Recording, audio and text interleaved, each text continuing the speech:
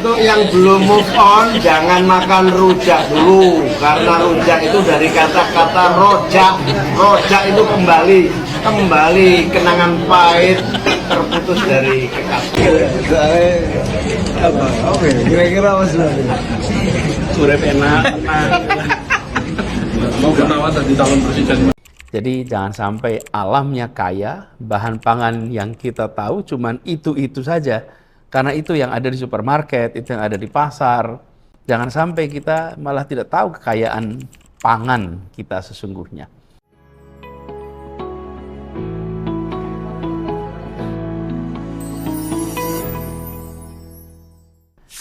Assalamualaikum warahmatullahi wabarakatuh. Kita jumpa lagi dalam segmen Anies Baca Buku. Nah, kali ini yang kita akan bahas agak beda dengan buku-buku sebelumnya. Ini adalah sebuah ensiklopedi dari Bumi Nusantara ke Piring Kita. Itu judulnya. Karya perdana dari seorang penulis, Maria Stefani, yang diterbitkan oleh Guru Bumi. Nah, sebelum bahas, seperti biasa, kita kenalan dulu ya dengan siapa penulisnya. Namanya Maria Stefani, biasa dipanggil Steffi. Nah, dia tertarik dan terjun ke dunia pangan sejak tahun 2014. Dia belajar tentang pangan lokal langsung dari siapa? Dari petani, dari produsen, sampai aktivis pangan. Dan sesuai dengan minatnya di bidang pangan, Maria ini punya gelar Master Filosofi dalam ilmu pangan. Jadi kompetensinya tidak diragukan. Nah, buku ini seperti ditulis di sampulnya nih, di bagian belakang, ini tertulis saran usia. Disarankan usianya 9 tahun ke atas. Tujuannya memang memperkenalkan 66 tumbuhan pangan lokal di berbagai daerah di Nusantara, lengkap dengan cara pengolahannya. Teman-teman pasti tahu kalau Indonesia ini punya banyak sekali jenis tumbuhan. Ada lebih dari 30.000 dari Sabang sampai Merauke.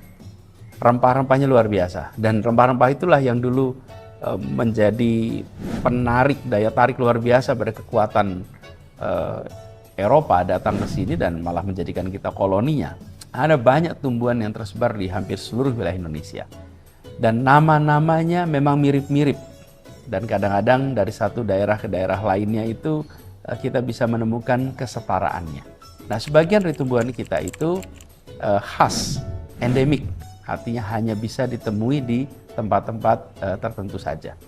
Karena tujuan utamanya adalah untuk anak, maka sepanjang buku ini dilengkapi dengan ilustrasi karya seorang ilustrator bernama Widyasari Hanaya. Nah, harapan dari buku ini kita semua, termasuk anak-anak, punya pengetahuan yang lebih tentang bahan pangan lokal. Jadi jangan sampai alamnya kaya, bahan pangan yang kita tahu cuman itu-itu saja. Karena itu yang ada di supermarket, itu yang ada di pasar. Jangan sampai kita malah tidak tahu kekayaan pangan kita sesungguhnya. Dan mengkonsumsi makanan real food di sekitar kita, itu bukan hanya sehat, tapi juga melestarikan tanaman-tanaman lokal untuk tetap tumbuh dan dibutuhkan.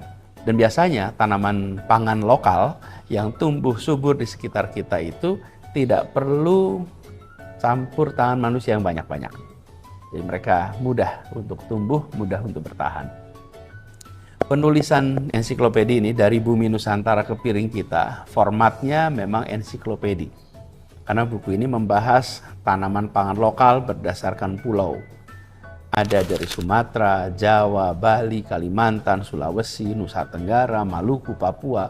Dan di setiap pulau, pembaca diajak melihat apa saja tanaman pangan lokal yang ada di sana. Jadi kita coba lihat ya, misalnya ini.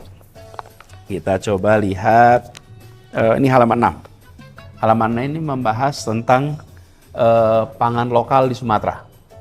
Ada tumbuhan liar di sini, namanya andaliman. Nih. Andaliman itu adalah tumbuhan endemik Sumatera Utara. Endemik itu artinya hanya ada di Sumatera Utara.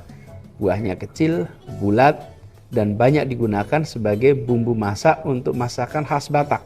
Ini ada ilustrasinya juga. Kita juga lihat di sini, misalnya ini halaman 7 nih. Namanya rampai. Ini bukan bunga rampai ya. Saya juga tahunya bunga rampai. Kumpulan cerita, kumpulan lagu, kumpulan bunga. Nggak tahu kalau ada tanaman yang namanya rampai. Jadi rampai ini kalau lihat di sini ya, bentuknya seperti tomat kecil. Bahkan sering disebut dengan nama tomat rampai.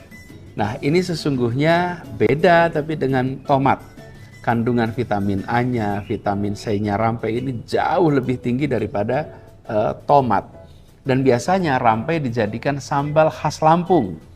Jadi buat teman-teman yang dari Lampung, dari Sumatera Selatan, ini pertanyaan nih. Apakah sambal rampai masih mudah dicari?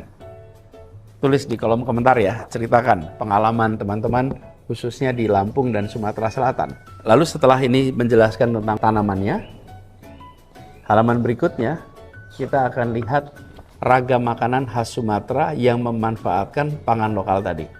Jadi di sini ada namanya Deke Natiarsik atau arsik ikan mas yang memakai rempah andaliman. Jadi setelah satu bagian membahas tentang pangan di sebuah pulau, lalu berikutnya membahas tentang makanan-makanan, pangan-pangan lokal yang bisa ditemui di berbagai daerah yang menggunakan bahan-bahan tanaman itu. Jadi di sini lengkap. Saya beri contoh ya. Di sini ada mie sagu goreng dari Riau. Ukurannya lebih besar dan lebih kenyal daripada mie sagu di daerah lain. Dan teman-teman tahu nggak, kalau gandum itu sesungguhnya bukan tanaman Indonesia. Makanya jajanan tradisional Indonesia itu nggak ada yang pakai tepung terigu. Gandum itu hampir tidak tumbuh di Indonesia yang beriklim tropis. Karena gandum itu tumbuhnya di tempat yang iklimnya subtropis. Jadi selama ini kita 100% impor terigu. Kalau menurut data BPS, di tahun 2023, dalam setahun kita impor hampir 11 juta ton. Banyak sekali, itu dalam setahun. Tapi teman-teman perlu tahu juga bahwa sejak dahulu tanaman yang perannya seperti gandum itu ada di Indonesia. Teman-teman tuh ingat, kita pernah diajari waktu SD tentang sumber-sumber karbohidrat. Ada tepung sagu, ada tepung jagung, ada jawawut, ada singkong, ada sorghum, ada ubi, dan ada banyak lainnya. Itu semua adalah sumber karbohidrat. Kita coba bahas nih sekarang, sorghum misalnya. Ini di halaman 33, nasi sorghum. Ini bagian dari ragam makanan khas Nusa Tenggara, namanya nasi sorghum. Tanamannya juga ada di Jawa Timur, ada di Jawa Tengah, sampai di Jogja juga ada. Nah, sorghum ini bijinya disebut beras sorghum. Bila dimasak disebut sebagai nasi sorghum. Rasanya lebih hambar dari nasi biasa karena kandungan gulanya lebih rendah. Jadi tidak hanya beras, sorghum juga dijadikan gula cair dan tepung yang biasanya diberi label bebas gluten. Jadi teman-teman sekalian, di kita ini kekayaan alam yang luar biasa. Jadi kita bisa sebenarnya swasembada dengan kembali ke tanaman-tanaman pangan lokal kita. Jadi yang kita perlukan adalah ya kita lihat stok kita, apa saja variasinya, apa saja yang bisa menjadi substitusi atau pengganti dari makanan-makanan yang kita biasanya bahannya impor. Jadi selain bahas makanan, tanaman dan olahannya, di buku ini juga ada pembahasan tentang tradisi dan fakta-fakta menarik di sekitar tanaman. Misalnya, kita diajak melihat tradisi bakar batu di Papua. Ini adalah upacara memasak bersama dari suku Dani, dan ada juga tradisi minum jamu dengan segala macam rempah yang berkhasiat, macam-macam sekali variasinya. Jadi buku ini itu kaya betul dengan cerita tentang pangan di Indonesia. Dan yang menarik juga di ujung, di akhir buku ini ada pembahasan menggunakan teka-teki silang seputar pangan lokal. Teman-teman sekalian, buku ini memberikan kesadaran kepada kita tentang kekayaan tanaman dan variasi pangan yang bisa kita konsumsi. Kadang-kadang karena keseharian, karena kesibukan, karena kita tidak memiliki kesempatan untuk mengeksplor lebih jauh tentang variasi-variasi itu, akhirnya makanan kita, tanaman kita itu saja. Nah, buku ini, ensiklopedia ini, dari bumi Nusantara ke piring kita, karya Maria Stephanie, telah membukakan cakrawala. Saya menganjurkan sekali untuk keluarga-keluarga, untuk orang dewasa pun membaca buku ini. Karena saya temukan, walaupun rekomendasinya itu dibilang usia 9 tahun ke atas, tapi sebenarnya 9 tahun ke atas itu ke atas beneran tuh, sampai usia amat dewasa dan senior bisa bakal baca buku ini. Singkat, menyenangkan, mencerahkan, dan akan menimbulkan kesadaran baru. Yang saya suka dari pendekatan ini adalah dia membuat kita bisa memperkaya makanan yang ada di meja kita. Seperti judulnya, dari bumi Nusantara ke piring kita. Jadi saya sangat merekomendasikan, walaupun bukan hobi kuliner, walaupun bukan seseorang yang suka mempelajari tentang makanan, tapi membaca ini bisa membuat rumah-rumah kita punya variasi makanan yang lebih kaya, dan bisa tanaman-tanaman itu ditumbuhkan di sekitar kita. Jadi saya sangat merekomendasikan untuk baca, dan buat teman-teman yang mengetahui variasi makanan tambahan, tulis di kolom komentar, ceritakan pengalaman itu, supaya kita bisa memperkaya di antara kita atas variasi kekayaan makanan di Indonesia. Terima kasih sudah menyimak, sampai jumpa di pembahasan buku berikutnya. Assalamualaikum warahmatullahi wabarakatuh. Halo teman-teman, berjumpa bersama saya di Politik Dangi. Dulu bagaimana kesetiaan Caimin ya pada Anies Baswedan. Dulu bagaimana Anies rela memilih Caimin untuk menjadi wakilnya, teman-teman.